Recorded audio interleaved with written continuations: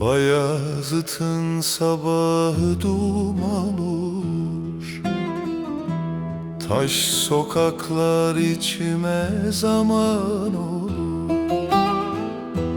Çocukluğum o dağlarda kalır, gözümde yaş, gönlümde yaman olur.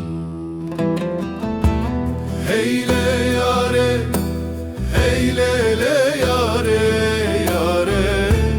Her taşında bir ömrüm gizli mene.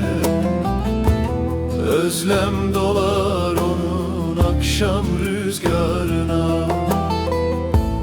Bayazıt sevdanın yeridir hala.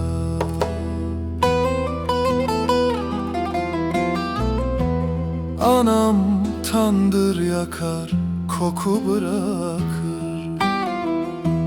O ses bile içimi dağlar kayılır.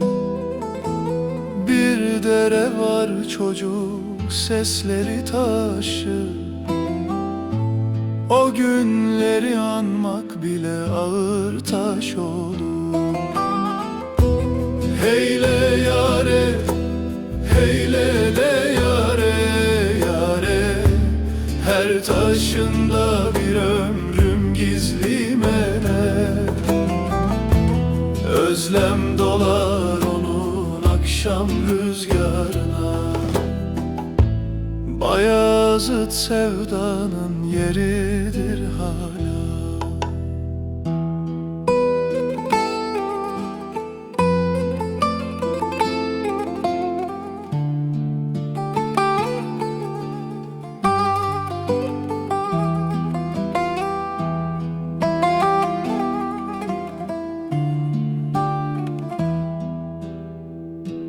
Bir türkü söylerim sessiz dağlara. Adın düşer, yankı olur çağlara. Onun nefesi dönmek ister oraya.